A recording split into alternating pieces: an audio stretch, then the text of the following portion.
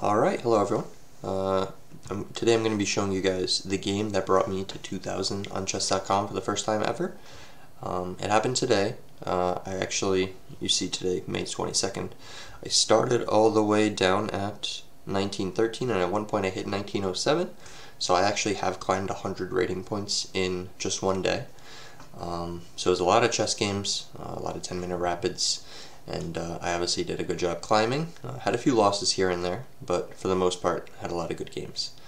But the game that brought me over the line, I was actually against someone who at the time was rated 2107. So this was the strongest opponent I had faced yet on this account, right? Apart from like playing streamers or something in like games for fun, this was the strongest opponent I played in the pool. And I was kind of upset because I was at 1998 at the moment rating-wise, and I was like, I just need 2 points, can I just get like someone easy, just someone that'll boost me over the line. I don't care if I get like 3 or 4 points for it, I'm happy if I can get the win. But I got this guy instead, 2100, so I was quite scared, but I thought, you know what, we're not going to juke it, we're just going to play it out. So this is my final game in the road to 2000 on my main account. I darted with 2000 a few times. I've hit 1970, 1960, 1987 most recently, but every time I hit a new peak, I drop back down to like the 1900 and just kind of stay in that level, and then it's back to the drawing board as to like figuring out what happened and stuff like that. But anyway, let me show you the game. So I had white pieces, so of course we're playing b4. He played e5, I played bishop to b2, and he played d6. So in this variation, I take the center with c4. And he actually played f5, which is something that I am not familiar with personally. But something that I realized is that he was at 9 minutes and 15 seconds already. So he spent like 40 seconds on his first move, so either he was like getting a drink or something like that, or he was just not sure if he wanted to play against, b4, since it's such a weird opening. But I think he opted for just making it weirder and thinking that he would just beat me tactically. At least that's my idea as for what he's saying, or what he's doing. But we just played our own stuff. So e3. We get knight to f6, so no funny business ever with the queen going to h5. I played knight to f3. We get g6, just further supporting it, looking to get the bishop on that diagonal. I play d4 while I have the opportunity. What I want to do is I want to be the one who controls when the center opens up. I don't want him to dictate that, because that's going to be rather scary. Not to mention, there's a chance that I lose some pieces, when that occurs. But he pushed, so I just drop back down to d2. This is all normal for me. The only thing is that normally this pawn chain is on the other side of the board, so that's the only thing that kind of differs in this game. But we get bishop to g7, preparing a castle. And I played d5, and again, my thought process was that, I want to be the one to dictate not only when it opens, but when something gets traded along this file. So now he can't move his knight so freely, and if he does move it, it pretty much has to be to h5. But he castles. I play bishop to e2, just looking to castle myself. He goes knight to d7.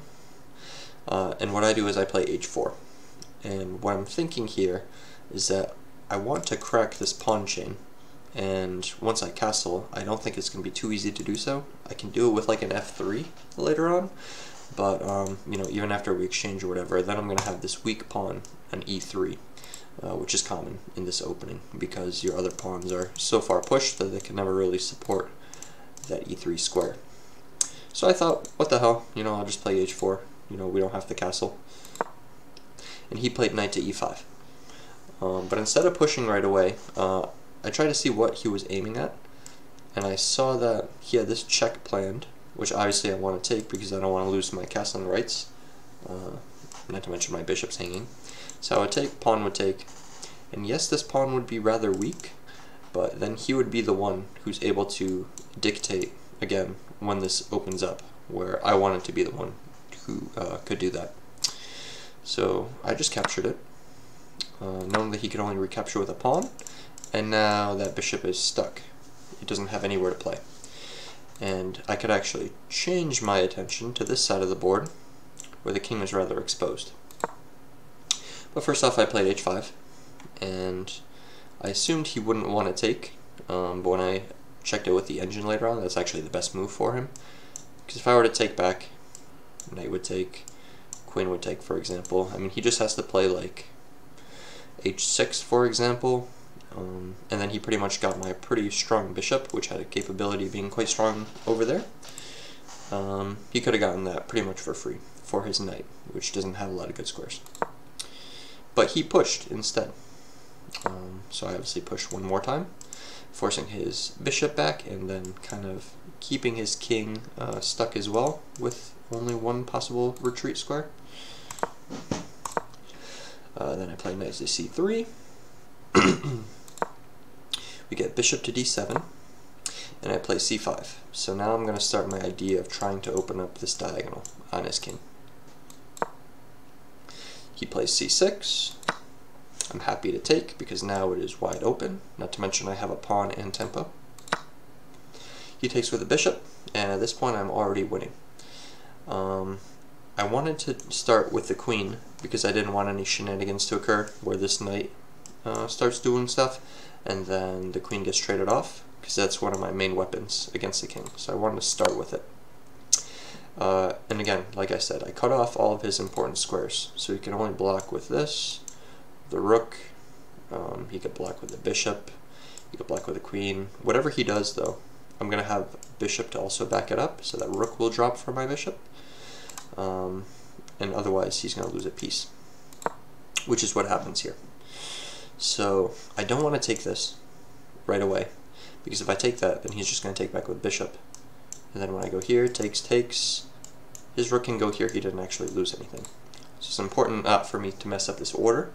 So I want bishop first.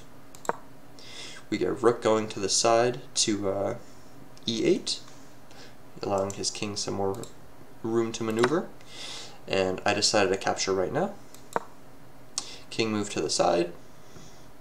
And instead of me kind of just, backing away or whatever, I like the pressure that this knight was giving, so I decided to start attacking this bishop, because now I have this diagonal pretty much secured, but this diagonal is the next one that I could kind of grab for myself. So I played b5, bishop goes back obviously, only square it can go to, unless it takes, but I didn't think he would want to. And then I played c6, and now, he can drop back one more time, or he can take, or he can go here. But pretty much no matter what he does, I'm going to have a queen check now, which wasn't available earlier. So he takes, and I get my check in right now. And the idea is that he can't move because, we're going to have discovery check somewhere with this bishop. And he also can't block because I'm just going to take that. And then in the end game, I'm pretty much just up the exchange and a piece, which ends up just being a full rook. So I'm not going to lose, that end game ever, pretty much. But he actually goes to king g8. The computer does want you to take that end game because that's your best other option. But here I had the nice double fork for the win, and he is completely blocked off. So I was really happy with that game. It was a really attacking game. It was with my opening on b4, so I was just happy that I was able to defeat such a strong opponent to finally hit 2,000 rating. But yeah, that was the game.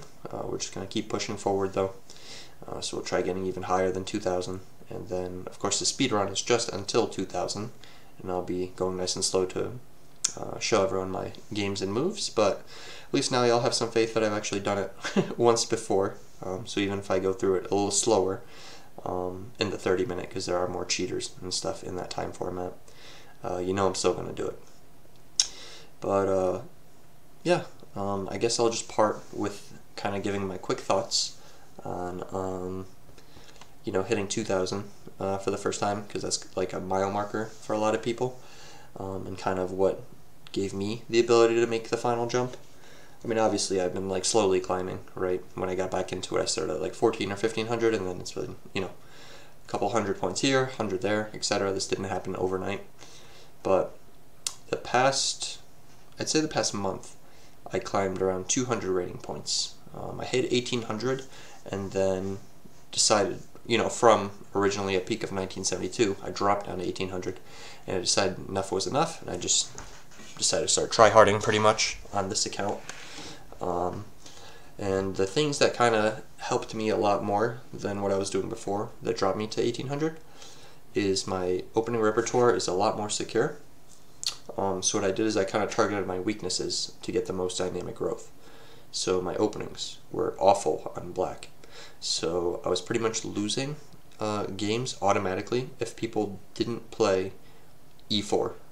So if they played knight f3, if they played knight c3, if they played d4, if they played, like some weird king's Indian, or if they did c4, the English, whatever they were doing, I was pretty much losing off the bat. If they didn't play e4, because that was the only thing I had an opening repertoire for. And my openings still kind of suck on black, so don't think that I'm like goated now, but I'm getting better. But what I did is I gave myself a fighting chance in all these games. It still happens from time to time, but sometimes I was just losing games within the first, 10, 15 moves, and I never even got a chance to show off my strength. And then, meanwhile, when I was playing with the white pieces, I would have to like fight, for like a little pawn with my opening, and then I would try turning that pawn into a, into a winning endgame where I could either get another pawn or try to queen it, try to snowball like a really small lead. It was like I was always severely underclassed when I was playing against people on black. Like I felt like I was a 1600 or something. And then when I was playing with white, I felt like I was, like a 2000 rated player. So I really need my black to catch up. So studying black openings was huge for me. Another thing I noticed is that my play was very much dependent on how much sleep I got, which sounds pretty obvious, but when you're just trying to grind chess, every day, you may not notice, when you get 6 hours versus 8 versus 3, you just kind of play, right? You're going to learn, you're going to play good or bad moves either way, whether you're sleeping or not, but you have a lot more focus when you sleep, at least for me. So I always tried to make my big, climb pushes whenever I had at least, this is going to sound dumb, but 9 or 10 hours of sleep. So today, for example, I think I had 13 hours of sleep or something like that. I was pretty much deprived for weeks. Not weeks, but I guess it was 2 weeks I've been deprived of sleep. But this night I had, I already forgot how many hours it was, but a ton. And I decided, okay, this is going to be, my push. Because otherwise, if it's going to be on a sleepy day that I play, it's going to be win, loss, win, loss, win, loss, etc. So sleep was a big thing for me. Improving my openings on black was very good for me. And now, one weakness that I started working on but still have to, keep working on is endgames. So there were a lot of times where I was getting a pawn advantage and then I just wasn't able to convert it. And that was quite annoying because even though, a pawn isn't theoretically, winning automatically, you could still draw a lot of pawn endgames. I was losing endgames where I was up, pieces or multiple pawns. I was just so used to people that would lose a bishop or a knight and just hitting the resign button, that I was like, okay, it's winning. That when it came time to actually playing people who lost a bishop or knight, at higher levels, they would fight tooth and nail and they would end up just stomping me pretty much. And I was wondering if it was a psychological thing, if it was I just don't know how to, improve advantages. But regardless, I was losing a lot of games that way. So I started learning a lot of more basic endgames. There's a lot of endgames that you have to know. It's not as simple as just rook versus king and king. It's nothing that simple. Sometimes it's just weirdly positioned rooks, or it's piece odds, maybe you have the bishop and the knight and they have the rook. Just multiple stuff like that. So I worked on my endgame, that helped a lot. Improved my opening on black, and then sleep.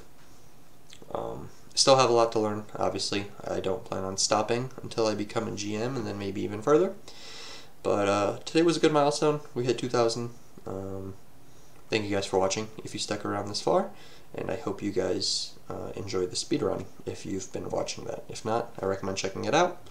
I go over games slowly, and I explain what I do in all my games. I'm closing in on 1800 rating on that account right now, and then I'm going to try I don't know if time will allow me, but I'm going to try to hit 2,000 rating on that account before the tournament, which is on June 9th, I want to say. So something like, yeah, it's right here, 18 days or 17 days until the tournament comes. So I'm going to try to get to 2,000 explaining all my games.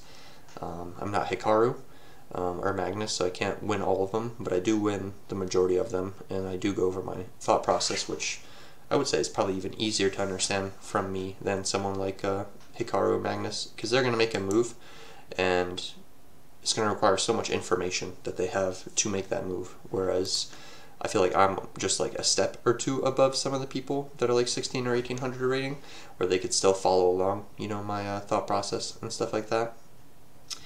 But yeah, that's all I got. Thank you for watching. I will catch you guys next time.